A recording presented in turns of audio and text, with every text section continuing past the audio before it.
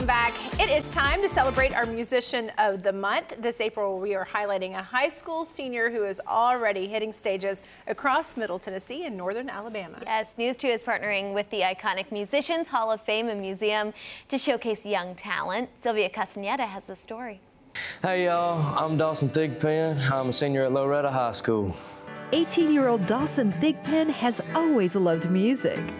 I believe my mom and dad have a picture of me actually when I was like 3 or 4 with like one of them drum sets, like little Tykes drum sets things, banging away at it.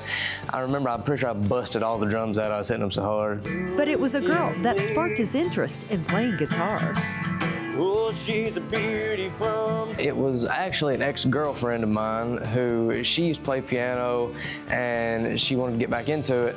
And I was like, well, I've always been interested in guitar. So me and Dad went to the guitar shop in Florence, Alabama. Went in there and got a $300 guitar and amp deal.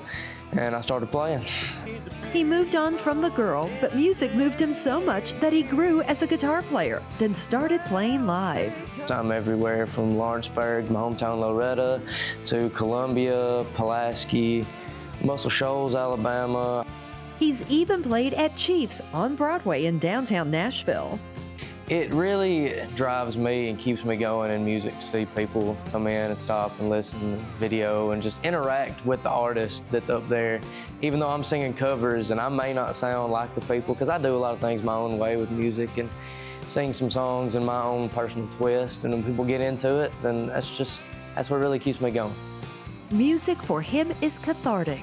It brings me comfort, really, in any way, shape, or form, because I get overwhelmed with emotion pretty easily most of the time with like a lot of different things. And just when you strike the first chord of a song and the song is relatable to whatever you're feeling, everything just goes away. Let your feelings run out through your fingers, and that's what I love about it. So some of my influences, I've got Merle Haggard, Johnny Cash, Waylon Jennings, Hank Jr., Sr., some Leonard Skinner.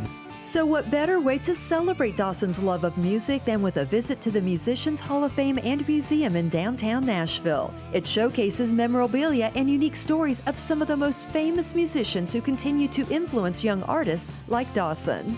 This is our newest exhibit. It's the Abbey Road album that the Beatles did, and this is the jacket that Ringo Starr wore when he was crossing Abbey Road with the other Beatles. And we've set this up really nicely where our guests can literally stand where Paul and John and George stand next to Ringo and get their picture made. So this is the other part of the Ringo Starr exhibit, and it follows his career for many, many years.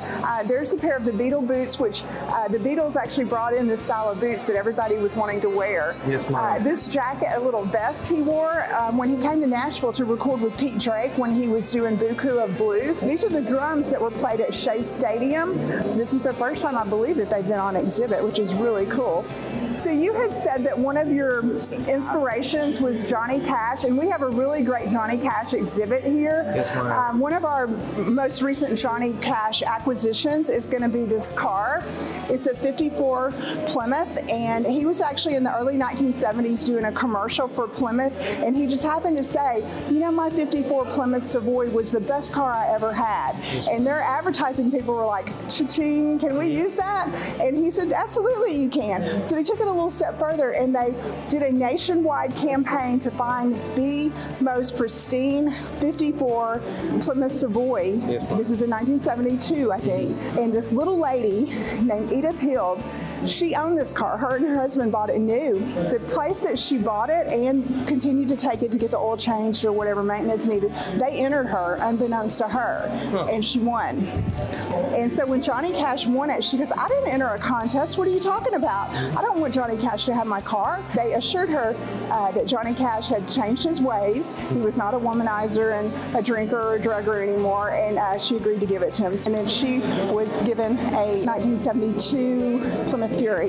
What I really wanted to show you was this upright bass that was Lightning Chance's bass. And you might not know the name Lightning Chance, but he was a studio musician. He played on the Grand Ole Opry.